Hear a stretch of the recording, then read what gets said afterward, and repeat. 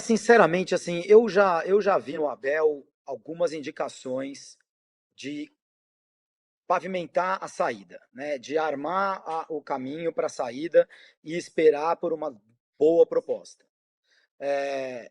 Ele me parece que está cansado, eu concordo com essa visão. Eu acho que pouco a pouco, assim, no futebol brasileiro a gente está tendo algumas relações entre clubes e treinadores mais duradouras. Isso é uma tendência, me parece que os clubes perceberam que é necessário manter alguns treinadores por mais tempo, mas ainda é exceção.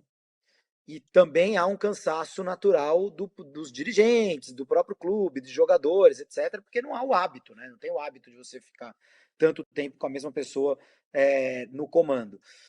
Eu sinto que a hora do Abel sair está chegando. Agora, vocês acabaram de falar no começo do programa, né? O Gadiardo fez um trabalho incrível no River, era um trabalho de Libertadores, mais incrível do que de campeonato, né? Do que internamente. Ele demorou pra caramba pro River Plate ganhar o campeonato argentino, mas de fato ele se destacou na Libertadores, ele fala espanhol, ele é argentino e mesmo assim as portas da Europa não se abriram para ele. Eu não sei que tipo de porta vai se abrir de verdade para o Abel, que não seja só especulação ou vazamento de notícia.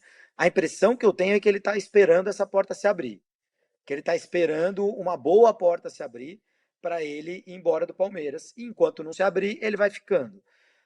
Mas não é informação, né? É só uma sensação pelo que a gente vê nas entrevistas coletivas e no palavreado que ele usa. O que eu acho é que está acabando. Agora, se não aparecer uma opção melhor para ele, vai ficando também, que tá tudo bem, né? Tá em time grande, tá disputando título, enfim. Muito bem. Quer completar, Arnaldo? Não, eu tenho a mesma impressão deles. O que o Danilo fala é o que eu comento desde o início. Toda entrevista do Abel ela é pensada e tem um pressuposto. Não existe nenhum rompante. Tudo é estratégico. O comportamento do Abel na beira do campo, idem. Ele é muito bom nisso. E eu percebi, para mim, a interpretação do Danilo sobre pós-derrota para o Flamengo e pós-vitória sobre o Internacional é literalmente a mesma. Né? E, de fato, passou a data FIFA, vai chegar o próximo jogo, vai jogar o Botafogo daqui a pouco, que é o adversário do Palmeiras. Vai chegar o próximo jogo do Palmeiras e ninguém falou nada do Palmeiras. Ninguém falou uma palavra sobre o Palmeiras esse tempo todo. E o Palmeiras é o favoritaço a ganhar o campeonato. Falou sobre o Botafogo, falou-se sobre o Fluminense, o Diniz nos dois. Nada sobre o Palmeiras, nada. Tá tudo tranquilão. O que se falou sobre o Palmeiras nesse período foi o Endrick, que foi para a seleção brasileira. Aí a gente falou do jogador do Palmeiras. Mas foi muito bem colocado. E acho que essa situação, né? Que a família está adaptada, porque o antes, a grande possibilidade de sair antes da renovação era que a família não estava aqui, não é, Danilo?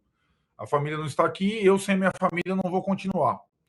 Pois bem, a família veio, a família está aqui e as informações é que a família está adaptada.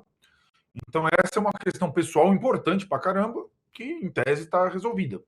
E que também poderia contar filhos para um retorno, para uma mudança de país, né?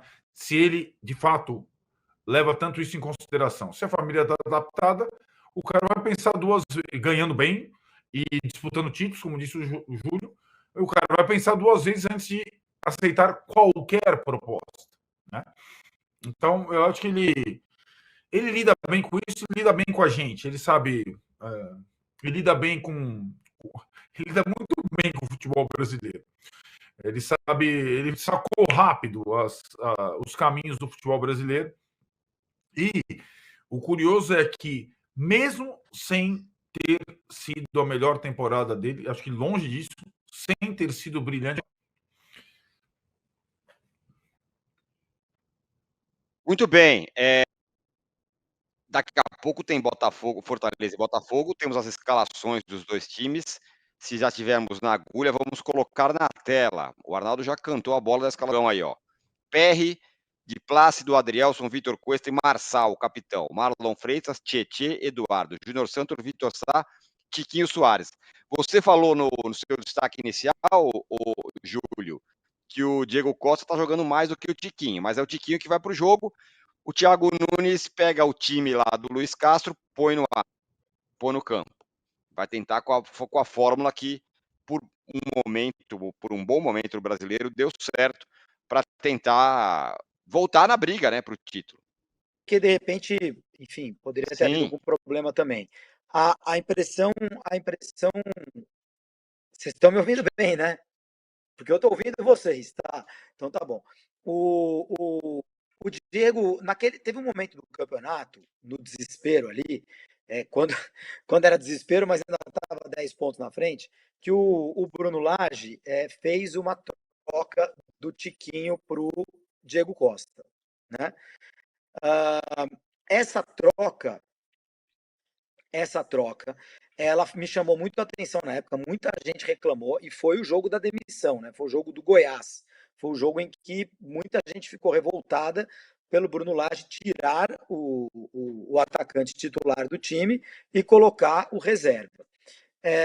E o Bruno Lage justificou, dizendo, pô, Diego Costa é um jogador de Copa do Mundo, jogador campeão de Premier League, campeão disso, campeão daquilo. De fato, do Diego Costa, e também os jogos do Tiquinho, perdão, e os jogos do Diego, os últimos 2 jogos do Diego, jogos em que ele foi titular contra o Bragantino e contra o Grêmio, ele foi muito bem, né? Ele fez gols ali de jogador que que sabe, né? Jogador que sabe. Ele fez gols daquele Diego Costa. Gols, lance de gol, parede e por aí vai. Eu não sei. Eu acho que se eu fosse o Thiago Nunes, eu insistiria um pouquinho mais no Diego Costa. Talvez seja uma decisão de acochambrar, de trazer para o time de volta o cara que foi o melhor jogador do time, que talvez outros jogadores prefiram. A decisão técnica, para mim, seria da manutenção do Diego Costa como titular. Você acha que a chegada do Thiago Nunes dá um chacoalhão aí no time, o Danilo? Eu sei que talvez você não torça por isso, mas você acha que pelo menos vai dar uma animada? Não, eu sinceramente, Tirone, eu não consigo olhar para o Thiago Nunes e falar, putz, esse é o cara que vai mudar o ambiente do Botafogo, sabe? Eu, quando via, eu até entendia o apertar do botão de emergência do Botafogo, de trocar de técnico, faltando 4, 5 jogos, mas eu não consigo olhar para o Thiago Nunes, o Thiago Rock'n'Roll, que nem a nossa Marília gosta de falar, e falar, putz, ele vai chegar para mudar o ambiente do Botafogo.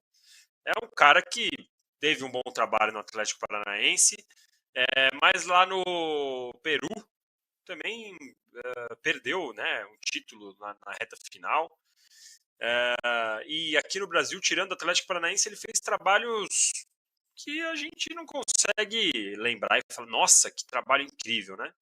Então, assim, eu acho que é uma aposta que eu também faria como comandante do Botafogo, como diretor e tal, de ter que mudar o comando, de tentar mudar o ambiente de alguma faria esse modelo de aposta, né? Mas não no Thiago Nunes, sinceramente. Eu acho que teria que ser um treinador que conseguisse fazer alguma coisa diferente, mais no ânimo do que na parte tática. E eu vejo o Thiago Nunes mais como uma questão de tentar desenvolver um trabalho mais tático, mudanças mais dentro de campo do que no ambiente. Assim. Eu não consigo.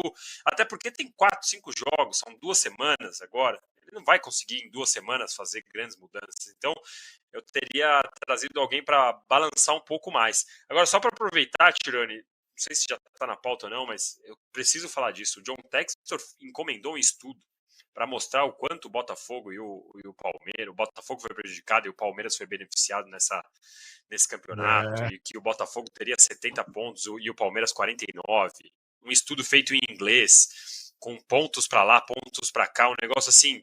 Eu tinha visto a entrevista dele contra o Palmeiras, eu já tinha achado ridículo, assim como eu já tinha achado a questão do sistema do auxiliar do Abel e todos os outros treinadores, todos os outros técnicos, de falar que é sistema, que é esquema.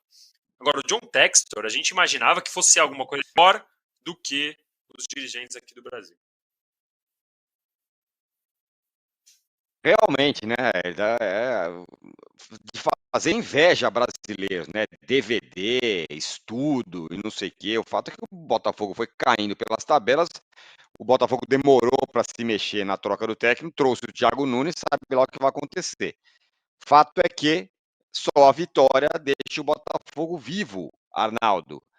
E como eu falei, pelo menos no primeiro ato, a não ser que aconteça uma coisa muito diferente dentro de campo, o Thiago Nunes não veio com uma revolução, não. E mais, na coletiva de apresentação, falando muito em 2024. Muito sobre projeto, futuro, como se o Campeonato Brasileiro desse ano fosse um detalhe, assim. Não, eu acho que para ele é mais ou menos como o Tite no Flamengo. Por que não tem essa mesma cobrança? Né? O Tite no Flamengo vamos terminar entre os 4 e o ano que vem a gente vê. Né? Mais ou menos isso que o Tite também plantando, porque foi contratado por esse final desse rabicho de ano e para a temporada seguinte.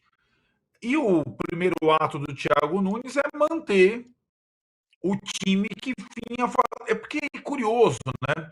Por mais que o Júlio fale do Diego Costa e Tiquinho, que acho que é o Botafogo, que fez 3 no Palmeiras, fez 3 no Grêmio, fez 2 no Bragantino. O Botafogo não é só notícia ruim em relação a esse time, né?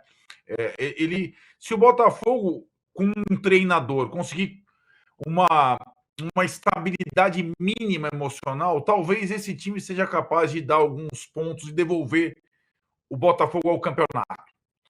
Esse jogo com o Fortaleza tem um outro detalhe, né? Uma péssima semana, é um péssimo momento, talvez o pior momento do Fortaleza sob o comando do Vojvoda, né? Então, existe uma instabilidade em relação ao Fortaleza também, que não é comum, né? Então, o Botafogo, quem sabe, possa aproveitar disso e conseguir. E, curiosamente, é o Fortaleza o próximo adversário do Palmeiras. Fortaleza pode definir o campeonato nessa brincadeira aí das 2 próximas rodadas.